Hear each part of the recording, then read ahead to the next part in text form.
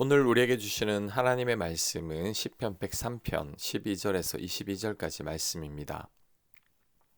12절 동이 서에서 먼 것 같이 우리의 죄가를 우리에게서 멀리 옮기셨으며 아버지가 자식을 긍휼히 여김같이 여호와께서는 자기를 경외하는 자를 긍휼히 여기시나니 이는 그가 우리의 죄질을 아시며 우리가 단지 먼지뿐임을 기억하심이로다. 아멘.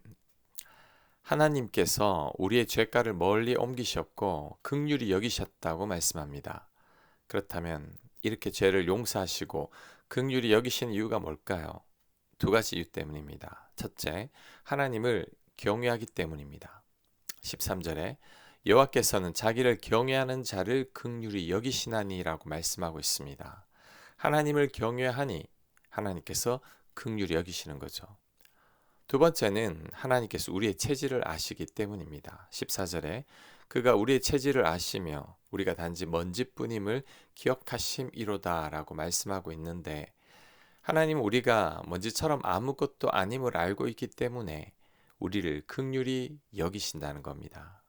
자, 그렇다면 하나님을 경외하는 게 뭘까요? 경외는 공경할 경이고 두려워할 외입니다. 즉 하나님을 공경하고 두려워하는 거죠. 이런 삶은 늘 하나님을 의식하는 삶입니다. 내 곁에 계신 하나님을 늘 인식하며 살아가는 거죠. 그래서 하나님을 경외하는 자는 함부로 행동할 수가 없습니다. 하나님께서 다 보시기 때문이죠.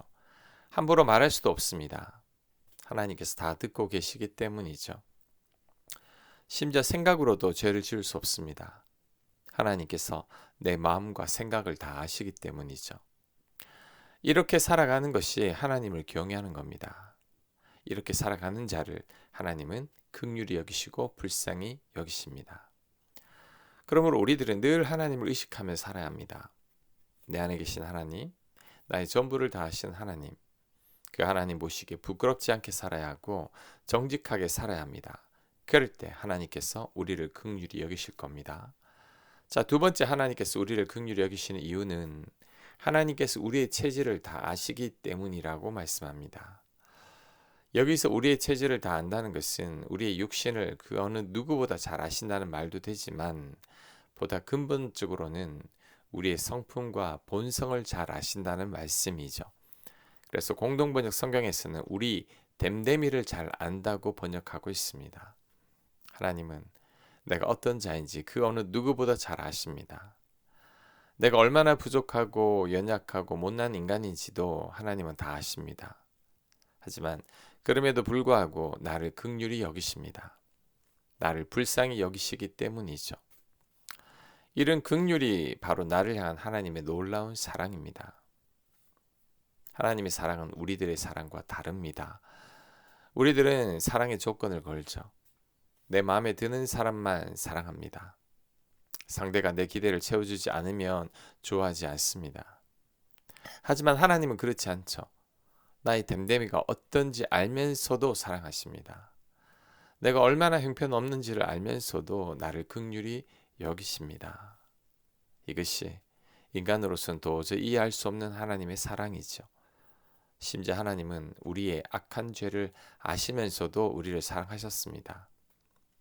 하나님은 우리의 숨겨진 죄악도 다 아셨음에도 불구하고 우리를 위해 사랑하는 아들을 주셨습니다.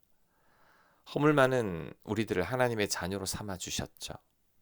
예수님은 우리를 위해 십자가에 죽기까지 사랑하셨죠. 어떻게 이런 사랑을 하실 수 있을까요? 그러니 우리들은 우리의 모든 됨됨이를 알면서도 우리를 사랑하신 하나님께 감사해야 합니다.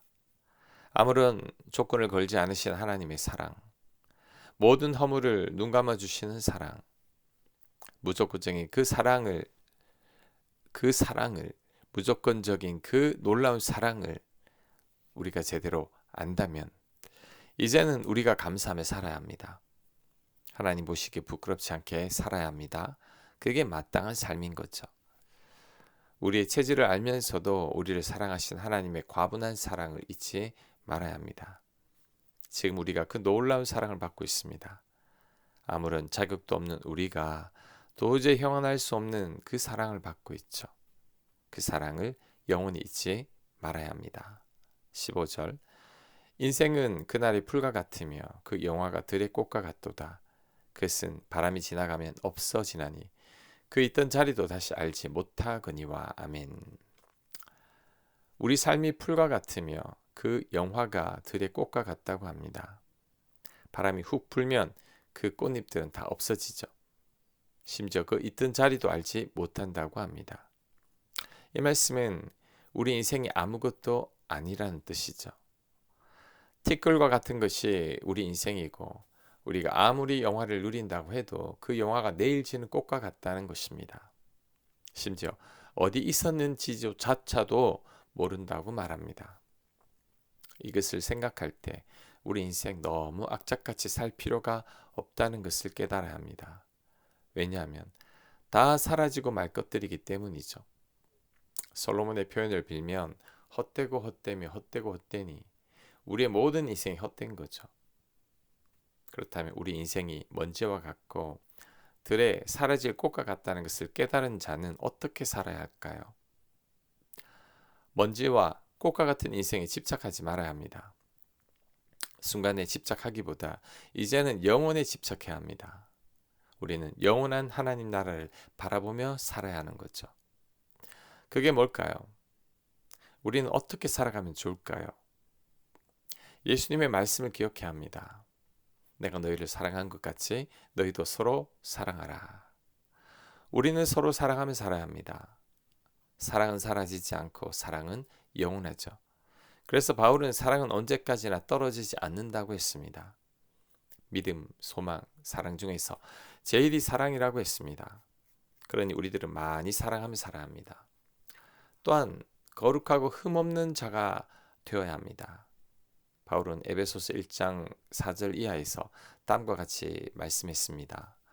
창세 전에 그리스도 안에서 우리를 택하사 우리로 사랑 안에서 그 앞에 거룩하고 흠이 없게 하시려고 그 기쁘신 뜻대로 우리를 예정하사 예수 그리스도로 말미암아 자기의 아들들이 되게 하셨으니. 아멘. 하나님께서 우리를 택하신 이유는 거룩하고 흠없는 하나님의 자녀가 되게 하기 위함입니다. 더 쉽게 얘기하면 예수님을 닮은 자가 되게 하기 위함인 거죠. 그러므로 우리들은 날마다 성숙하고 성장해 가야 합니다. 예수님을 닮기 위해 애쓰고 노력해야 합니다. 그것이 이 땅을 살아가는 우리들의 바른 자세이죠. 오늘 말씀을 마음 깊이 새겨야 합니다. 들의 풀과 꽃과 같은 것이 우리들의 인생입니다. 바람이 불면 흔적도 없이 사라지는 것이 우리들의 인생이죠. 너무나 헛되고 허무한 것이 우리들의 인생입니다. 그러니 우리들은 많이 사랑하며 살아야 합니다. 예수님을 닮아가기 위해 애쓰며 살아야 합니다. 그것이 바로 나를 향한 하나님의 뜻입니다. 이 땅을 가장 복되게 사는 삶입니다. 17절 여호와 인자하심은 자기를 경외하는 자에게 영원부터 영원까지 이르며 그의 의는 자손의 자손에게 이르리니 곧 그의 언약을 지키고 그의 법도를 기억하여 행하는 자에게로다. 여호와께서 그의 보좌를 하늘에 세우시고 그의 왕권으로 만유를 다스리시도다. 능력이 있어 여호와의 말씀을 행하며 그의 말씀의 소리를 듣는 여호와의 천사들이여 여호와를 송축하라. 그에게 수종들며 그의 뜻을 행하는 모든 천군이여 여호와를 송축하라. 여호와의 지으심을 받고 그가 다스리시는 모든 곳에 있는 너희여 여호와를 송축하라. 내 영혼아 여호와를 송축하라. 아멘. 다윗의 마지막 시편이 참으로 놀랍습니다. 인간이 천사와 천군을 향해 하나님을 찬양하라고 합니다. 어떻게 이럴 수 있을까요? 그만큼 하나님을 사랑하기 때문이죠. 그만큼 하나님을 잘 알기 때문입니다. 이것이 다윗의 영성이요 다윗의 믿음입니다. 그러니 다윗이 하나님을 찬양하지 않을 수 없고 곁에 있는 모든 자들에게도 하나님을 찬양하자고 말하는 거죠. 자, 그 다음 살펴볼 것은 하나님의 인자하심입니다. 17절은 말씀합니다. 여호와 인자하심은 자기를 경외하는 자에게 영원부터 영원까지 이르며 그의 의는 자손에게 이르리니. 하나님의 인자하심은 영원부터 영원까지 이른다고 합니다. 이 말씀은 변함이 없고 중단되지 않으며 계속해서 이어진다는 말씀이죠. 단순히 긴 시간이 아니고 시간의 한계를 초월한다는 뜻입니다. 우리가 태어나기 전에도 그 사랑은 있었고 우리가 세상을 떠난 뒤에도 그 사랑은 지속된다는 의미입니다. 우린 이 사실을 명심해야 합니다. 나를 향한 하나님의 사랑은 영원부터 영원까지 이르고 절대 중단되지 않습니다. 그런데 삶이 힘들고 고달프다 보면 이런 사실이 받아들여지지 않을 때가 있습니다. 고난이 길어지고 답답한 현실이 바뀌지 않으면 정말 나를 향한 하나님의 사랑이 영원할까라는 생각도 들기도 합니다.